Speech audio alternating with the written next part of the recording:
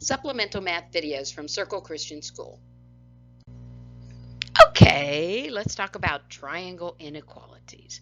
Inequalities, again, are those things where it's kind of a comparison thing, something greater than, something less than.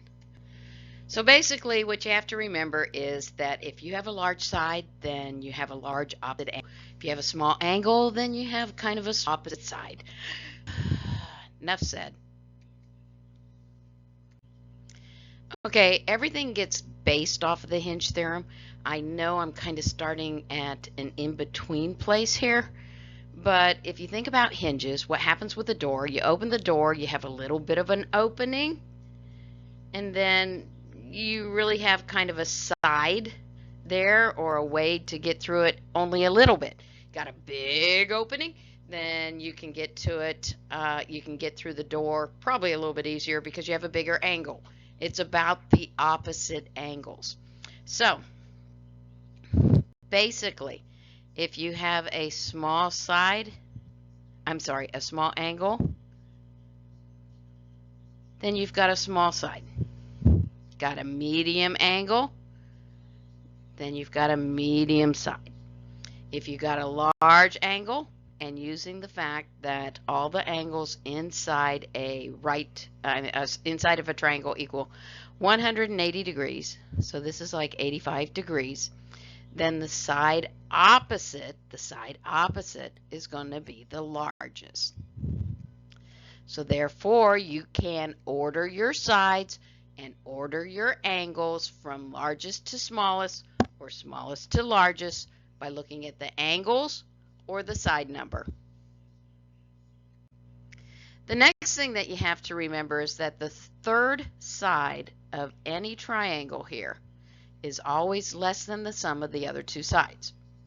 So if this side here is a 7 and this side here is a 5, then and this side here is a 6, then these two guys added together have to be bigger than the 6, and they are. These two sides together have to be bigger than the 7, and they are. And these two sides together have to be bigger than the 5, and they are. The other thing that you have to remember is that the third side is always between the sum and the difference of the other two sides. So if this is 7 and this is 5, the third side always has to be between 7 plus 5 and 7 minus 5. So it has to be a number between 12 and 2. That's why my 6 worked. Any other number, it wouldn't work for. All right, here's the true part about the hinge theorem. That if you have one side that's congruent to another side, and another side that's congruent to another side. So for instance, let's say this is 7. So this would be 7, and this would be 5, and this would be 5.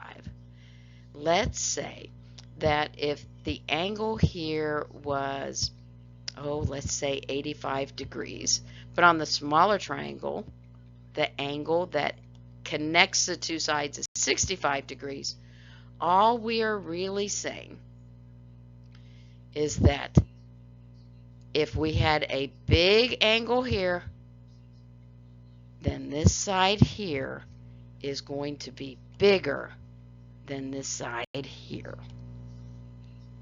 And that's triangle inequalities in a very small triangle nutshell.